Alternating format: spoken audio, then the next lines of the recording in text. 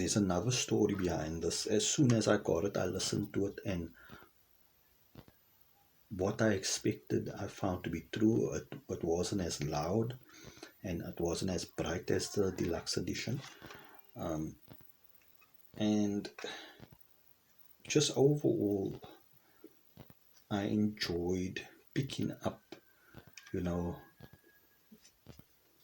the subtle instruments that you couldn't pick up, or that I didn't pick up before on the deluxe edition. I found Your Father's Gun, or My Father's Gun, and I found Come Down in Time and Love Song to be very well executed. The instruments were nice and clear. You could differentiate between the bass, acoustic bass, and other different instruments. I was so excited about it. I went onto social media and I boasted about how well the 1995 remaster sounds compared to the deluxe edition. And I got many comments by the older fans stating that the 80s pressings are far more superior to these 1995 reissues, these remasters. So, I did some research to it, because where there's smoke there's fire. I've always been very dismissive of the first reissues that were done on CD, because I have a few reissues. I have the Greatest Hits Volume 2 that was pressed in, I think, the early 90s. I have Don't Shoot Me, I'm Only the Piano Player, that was pressed here in South Africa in 1993. And I have the Greatest Hits, which is a Polydor pressing, the 1974 Greatest Hits, which was repressed in the late 80s on Polydor, on CD. So I knew how the previous, or those early reissues sounded, and I wasn't thrilled about it. But there were so many persistent voices stating that I have to look into this.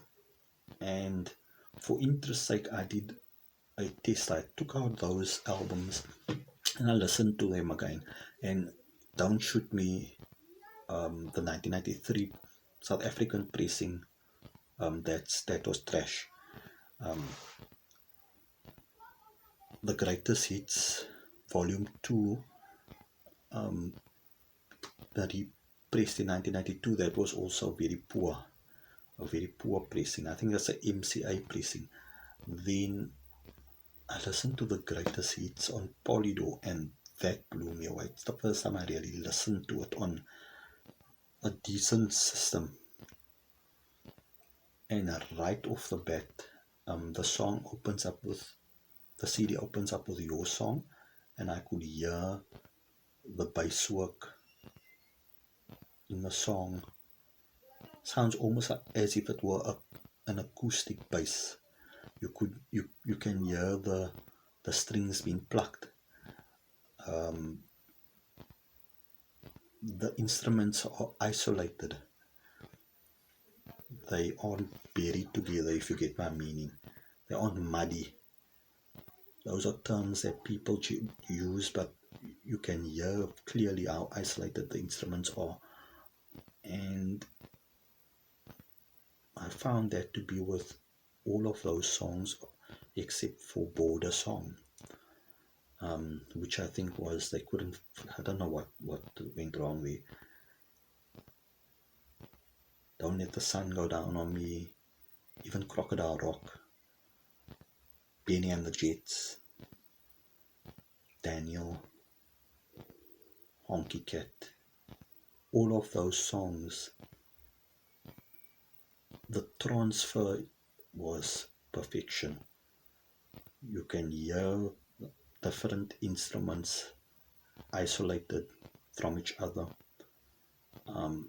I did some reading up on it, and the reason why subsequent pressings sounded so muddy was because they were using noise reduction technology that just came out at the time in the early 90s, and it was the fad. It was the in thing. Even with the 1995 remasters, Gus clearly stated in the linear notes that he used SADI, no noise technology, to clear up the hiss on the tapes because the tapes were so old. And he did a good job remastering them. For the longest period, the remasters was my go-to CDs.